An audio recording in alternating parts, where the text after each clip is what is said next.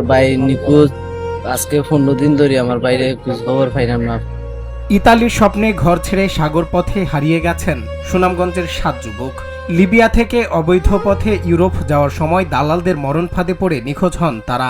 একটু ভালো থাকার আশায় জীবন বাজি রাখা সেই স্বপ্নের যাত্রায় এখন তাদের পরিবারের জন্য সবচেয়ে বড় দুঃস্বপ্ন।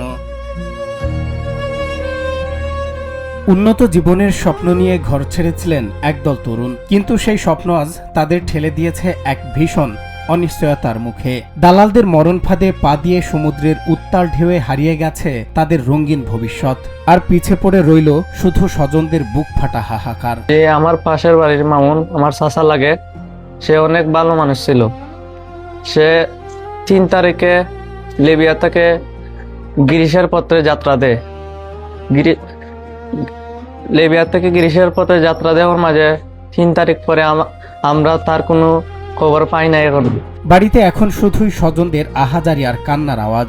সহায় সম্বল বেঁচে নিঃস্ব হওয়া পরিবারগুলো এখনো চোখের পানি ফেলে পথ চেয়ে বসে আছে। প্রিয় মানুষটি বেঁচে আছে না মারা গেছে, এই নির্মম সত্যটুকু না জানতে পেরে পাগল প্রায় তাদের বাবা মা ও স্ত্রী সন্তানরা। দেশবাসীর কিছু আমিও আবেদন করলাম, আমার বাতি যায় লিবিয়া থাকি যেদিন 3 তারিখ যায় ওদিন আমরা লোকে যোগাযোগ হয়েছে, আর কোনো যোগাযোগ আমরা পাইতাম না। এখন আপনার আর কিছু সরকারের কিছু আমার দাবি, আমার সরকারে যেন আমার ওটা তদন্ত নিয়ে আমার মানুষের ফিরে নিয়ে দেয়। উন্নত জীবন ও কাজের লোভ দেখিয়ে লাখ লাখ টাকা হাতিয়ে নেয় একদল পাচারকারী দালাল, কিন্তু সাগরে ট্রলারে তুলে দেওয়ার পরেই বিচ্ছিন্ন হয়ে যায় সব যোগাযোগ। সুনামগঞ্জের বিভিন্ন উপজেলার এই 7 জন নিখোঁজ হওয়ার পরপরই দালালরা এখন ফোন বন্ধ করে এলাকা ছেড়ে লুকিয়ে পড়েছে। আমার ভাই নিখোঁজ।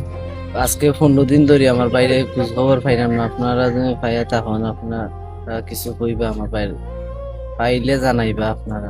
নিখোঁজ তরুণেরা লিবিয়ার কোনো অন্ধকার জেলে বন্দী আছেন নাকি সাগরে কোনো দুর্ঘটনা ঘটেছে তার কোনো খবর মিলছে না। তাই সরকারের কাছে স্বজনদের আকুল আবেদন, লিবিয়ার বাংলাদেশ দূতাবাস ও আন্তর্জাতিক সংস্থার সাহায্যে যেন দ্রুত তাদের খুঁজে বের করা হয় এবং পাচারকারীদের কঠোর শাস্তি দেওয়া হয়। ভূমধ্যসাগর পাড়ি দিতে গিয়ে এখনো পর্যন্ত যে খবর আমরা পেয়েছি, 5 জন শান্তিগঞ্জের না যারা বাসিন্দা তারা নিখোঁজ হয়েছেন।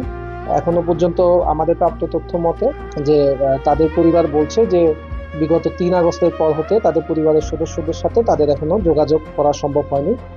এটি এখনো তারা নিখোঁজ হিসেবে রয়েছেন মর্মে আমরা জানতে পেরেছি। আর কত পরিবারকে এভাবে সর্বশান্ত হতে হবে, আর কত মায়ের কোল খালি হলে বন্ধ হবে এই ভূমিসাগর পাড়ি দেওয়ার মরণ খেলা। প্রশাসনের কঠোর নজরদারি আর আমাদের সচেতনতাই পারে এই অবৈধ পথ বন্ধ করতে। তা না হলে স্বপ্নের পেছনে ছুটতে গিয়ে এভাবে অকালে শেষ হয়ে যাবে বহু তাজা প্রাণ। সজল বিশ্বাস, নিউজ ডেস্ক, বাংলা টিভি।